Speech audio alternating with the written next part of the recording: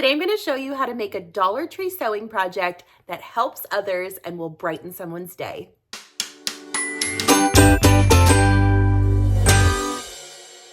I have had a lot of requests asking for me to show you guys how to make a walker caddy bag. My dad recently went through some surgeries and has been on a walker for a while. And one of the main complaints is like he goes from room to room and it's really hard to take things with him. And he's constantly calling for my mom because he forgot his glasses or his phone or whatever it is. The reason I found out about these walker bags is I was visiting my grandma at her nursing home. I got super fascinated looking at everybody's walker bags, trying to figure out which one was my favorite, and like they all were super different and helpful in different ways. So today I'm going to put all that together using Dollar Tree products to try and make this for as cheap as possible. I'm also keeping it really beginner friendly. So if you have a family member who could benefit from this or a friend, go ahead and make them one. Or even better, make a bunch of these and donate them to a community that could use them, because spreading kindness is fun and it makes you feel good. I'm going to be making mine out of these adorable Christmassy dish mats I found at Dollar Tree.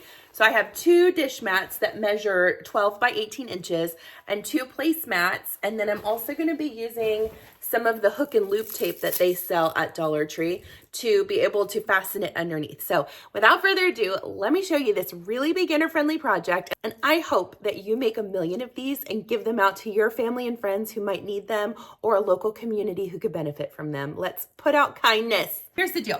These placemats essentially should be the same size as your dish drying mat. Now, when I laid mine on top, if I'm being honest, it hangs over by like 1/2 inch.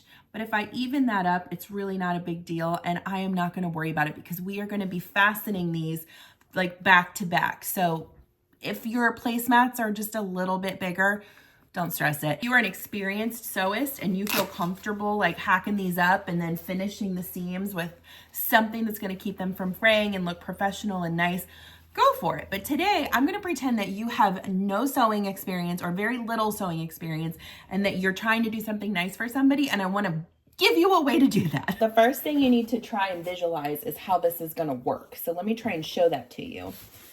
What we're going to do is fasten these across this. I'm going to put 2 long ways together.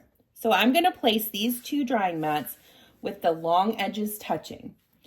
And my plan is to do a zigzag stitch, a wide zigzag stitch that's going to put the needle in this side and then that side and this side and that side. What I've got now are 2 connected dish mats, and you'll see where we're sort of heading with this. We're going to drape these over the rail, the little front rail of the walker. So if you want to add ribbon to this, you could. It'll add a little extra expense. And honestly, I think this looks pretty cute. I'm not worried about it.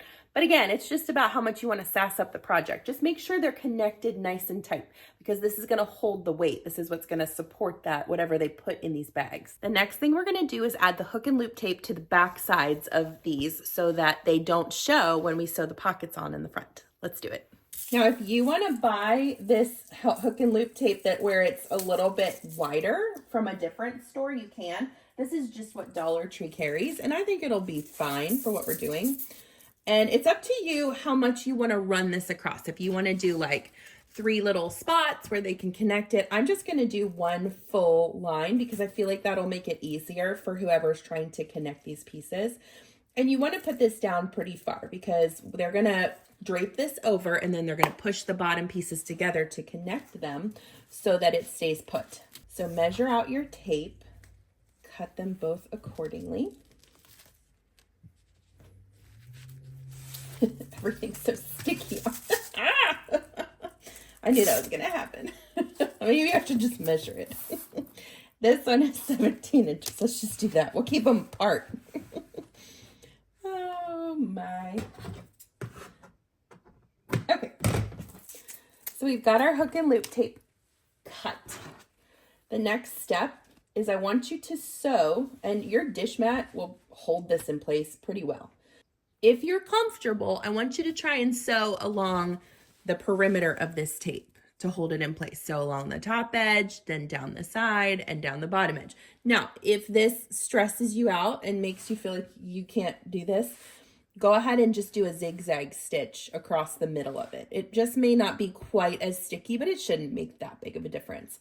Now, if you want to switch to a white thread for this or whatever color your hook and loop tape is, that's cool. It'll look more professional on the inside, but again, this is going to be on the inside. And don't worry about your stitches showing on this side because we're going to cover this whole part up with a pocket.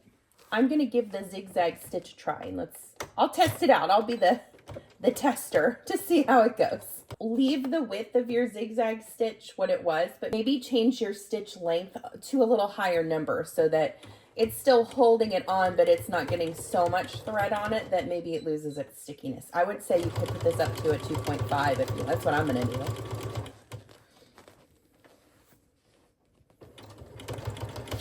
And just so it's straight across. Once you get to the other end, just finish with a back stitch and let's take a look and see. I think that's still going to stick pretty well. Let's try it.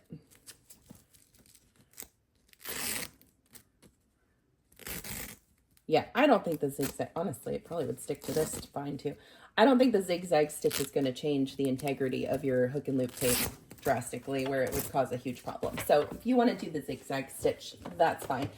If you want to do the perimeter, you may gain back a little bit of stickiness. So for this next one, just make sure that they are equidistant. So like when you close up the bag, they're going to be even. So if that means that you actually like attach it and then line it up and then pin it in place, so be it. I personally like to live dangerously and I'm just going to eyeball it. Okay, let's do that zigzag stitch again.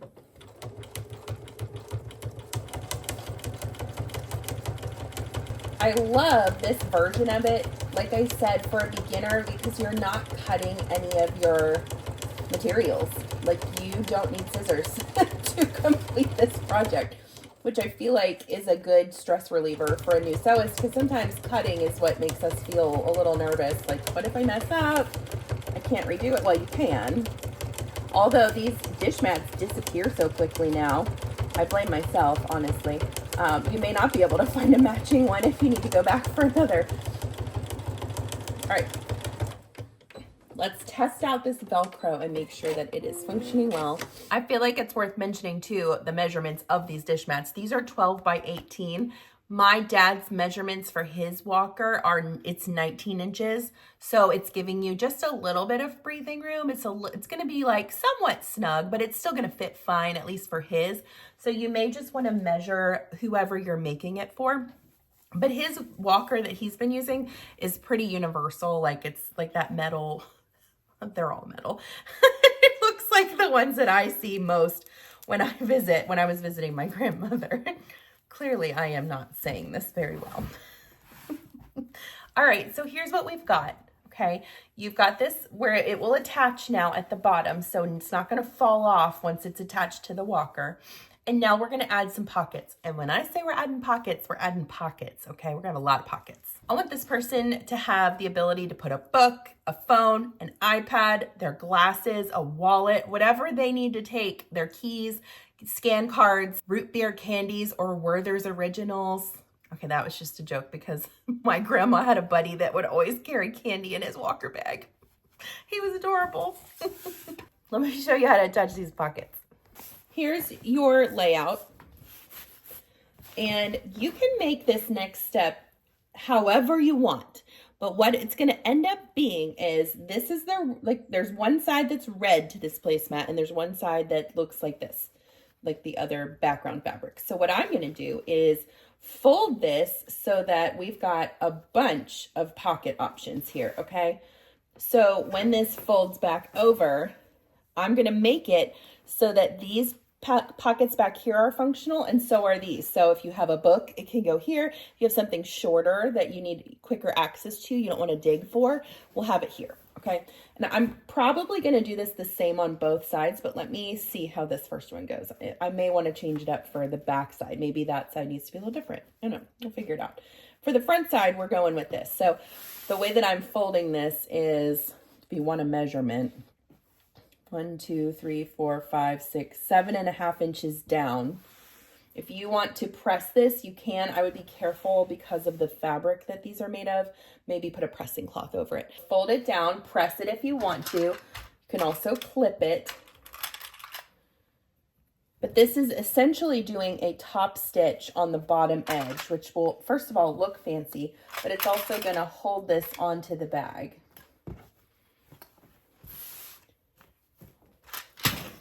And then we'll lay it on top and attach it there. Like I said at the beginning, my placemat is just a smidge bigger than my dish mat. And you know what? The world is going to keep turning, and I'm just going to sew it the way it is. It's fine. The first thing I want to sew is straight down this bottom edge. So I'm sewing through the dish mat and then 2 folds of this fabric. I'm going to put my stitch about 1/8 of an inch. You could do a 1/4 inch away from the edge if you want. Let me just get it loaded and we'll see. Now, as far as thread color goes for this, I am going to use, I don't know, this green might be cute. Hey, why not? I'm going to put the green back on. I've got my green thread loaded back in. I'm going to switch back to my straight stitch from a zigzag stitch. Take your pieces, and let's see. You know, I think a 1/4 inch would be appropriate for this project, so I'm going to do that. And you know what else? I want to put my stitch length up a little bit. I'm going to change it to 3.5. So make sure your eye is following the edge of your fabric and along the notch or whatever part of your presser foot you're lining it up with. That's where your eye should be. Don't be watching your needle. Don't be looking out the window, staring at your neighbors, trying to get in their business. Focus on the task at hand. Take your time on this step. It's not a race. You're going to stop every few inches and realign, okay? Don't be afraid if you have to stop sewing and put things back where they need to go. That's what your pins and clips are for as well. When you reach that second edge, go ahead and back stitch. And let's take a look. You hear the birdies? I've got my window open because it's nice out. And they're adding ambiance to my tutorial today. All right, perfect. This is looking good. The next thing I want to do is attach the sides. So I'm going to put this in bottom first, because if you put it in top first, you might get bubbling, and that would look really bad. This way, it has time to work the bubbles out. So whatever stitch you did, whatever length that was, or seam allowance you had for your bottom, I want you to repeat it on the top. So I'm going to continue with my 1/4 inch seam allowance and just work my way up.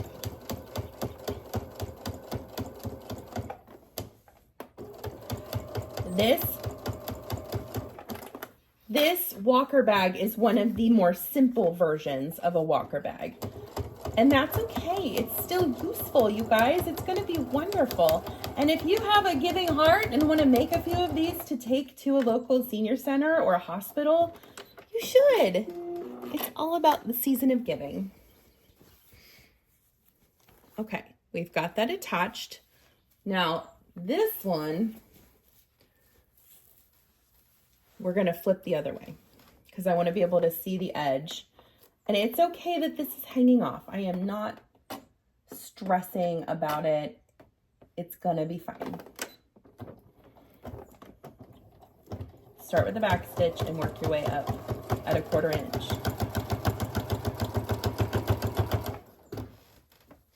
Keep your hand on it so it's flat the whole time.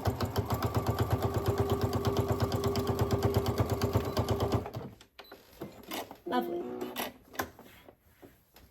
Now, if this is like super bothering you, you could always fold this in and stitch it. That would be fine. I'm leaving it because it's really not that big of a deal. This next part is where you decide where you want to add the next like divisions of pocket. For this side, I'm going to put just a center seam going down. And then for the back side, I'm going to do 2 seams. That way, the person who receives this can decide which one they want facing them. So if they have more personal items that they carry, they don't need to be outwardly facing, they could put the more pocket side towards them. And if they want to switch it around, they certainly can. So to find that center, I'm going to fold my mat in half and I'm going to mark it with a clip. or a pin. And then I'm gonna take my marking pen. Ooh, hello everybody.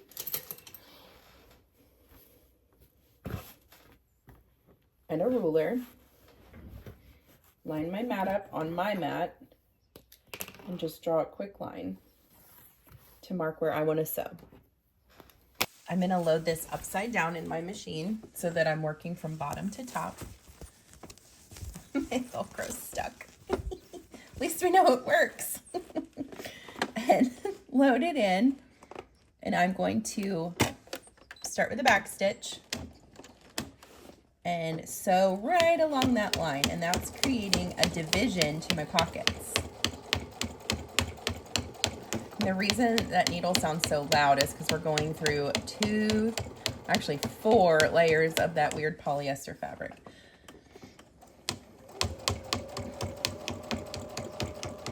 If I was using a smaller needle, it probably wouldn't be making so much noise, but we're sewing through a bunch of dish mats, so trying to be safe. Once you get to the top of this little pocket area, backstitch, and then pull it out.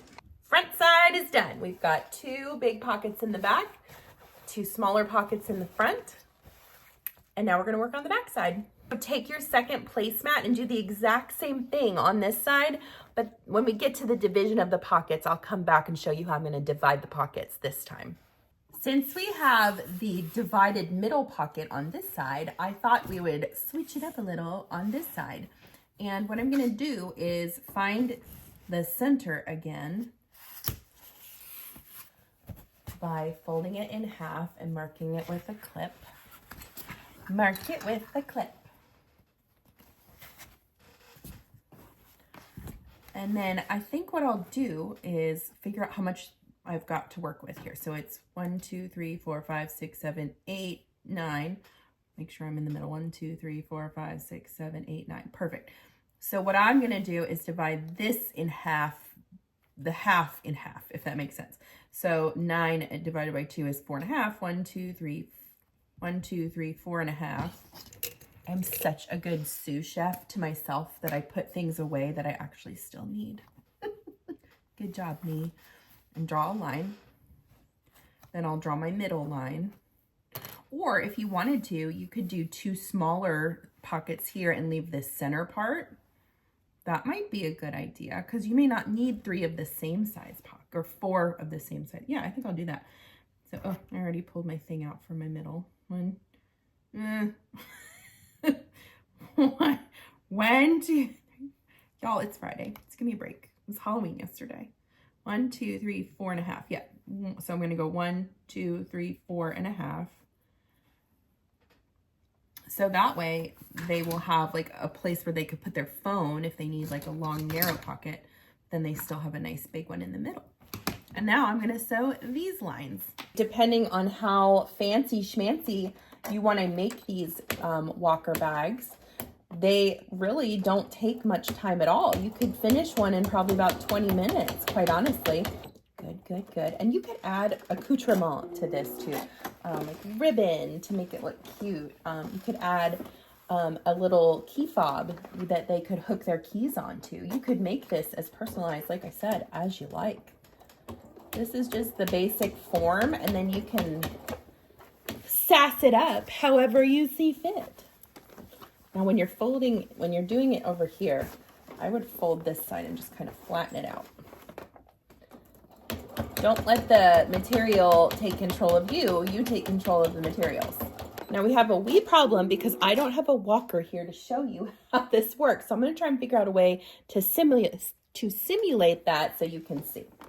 How's this for ingenuity? I'm showing you how to drape it here, and it'll be just like this on the front of the walker. So it Velcros super easily, and you just push those pieces together, and it hangs very nicely over the front of the walker. And you've got plenty of room to fill it up with all the things that you want. This is a quick, easy craft project that you can sew up to help others. How nice would this be to donate a bunch of these? Not only is this a useful thing to give to somebody, but it's also a kind thing to give to somebody. Using just the materials that I used today from Dollar Tree, I made this for under $6. I think that's pretty good for what you're getting out of it. Thank you so much for following along today. I hope you make some of these and you give them to everybody that you know that could use one. I'm Chelsea with She Sews Seams, and I will see you next time.